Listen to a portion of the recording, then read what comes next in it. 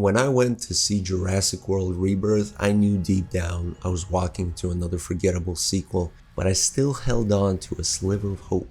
Hope that this time, just maybe, they get it right. They didn't. It's not worth your time or your money, but it did get me thinking, why has no Jurassic Park sequel across 7 films ever recaptured the magic of the original? The answer is surprisingly simple. Somewhere along the way, they stopped treating the dinosaurs as animals and started treating them as movie monsters. And once that shift happened, the magic was gone. In fact, every time one of the sequels accidentally portrays the dinosaurs as animals, those moments stand out as the best scenes in the entire film. Case in point, if you've seen Jurassic World Rebirth, I'll bet your favorite moment was this one, the tall grass scene. Now, I can't show the full scenes, but I've put together all the clips from trailers here. It's a quiet scene that has great human element and even some character moments in there. And just for a breath, it almost feels like we're back. And then the movie continues down its self-destructive path. So let's break it down. The original Spielberg's Jurassic Park isn't about monsters. It's about awe, wonder, terror, rooted in reality. The first time we see dinosaurs, it's pure observation.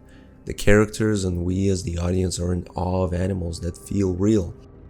Even the T-Rex scene, arguably the scariest, is shot like a wildlife documentary gone wrong, not a horror movie. And the T-Rex doesn't spend the whole film chasing our main characters. He shows up when applicable. The raptor kitchen scene, it almost veers into monster movie territory, but because it's from the perspective of the children, it works. And also humans fit into what a raptor would hunt. It all fits. The dinosaurs are animals, unpredictable, dangerous, but not evil. The second film, The Lost World, keeps some of that magic, but barely. The best scenes are still the ones where the dinosaurs are behaving like animals.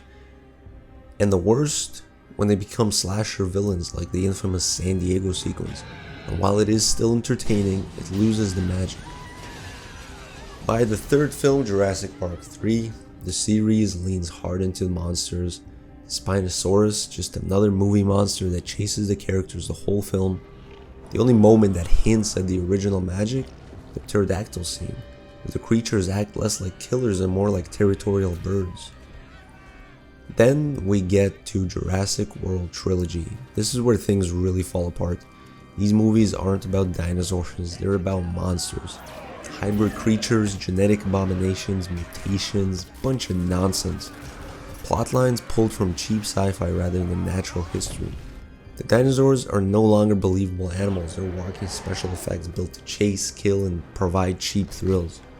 And now, the latest entry, Jurassic World Rebirth, another soulless monster movie, another lab-grown mutant monstrosity, and another waste of potential. No magic, pure cheese.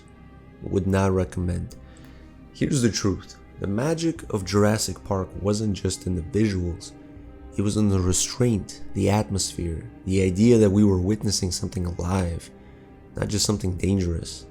As soon as the dinosaurs stopped being animals, the franchise stopped being special. And I know that there are many more problems with the stories and scripts themselves outside of this, like having mercenary characters and weapons programs, but they all stem from the root, which is dinosaurs equals monsters. If you change them into animals, you'll quickly notice that the stories around that premise change. Now you'll have archaeologist characters, historians, philosophers, etc. Just like in the original. But what do I know? All the trash sequels still clear $1 billion at the box office, and maybe the mass audience just wants that. Dinosaur monsters. Thanks for watching. This is MovieYap. Subscribe for more film analysis and reviews. More are coming.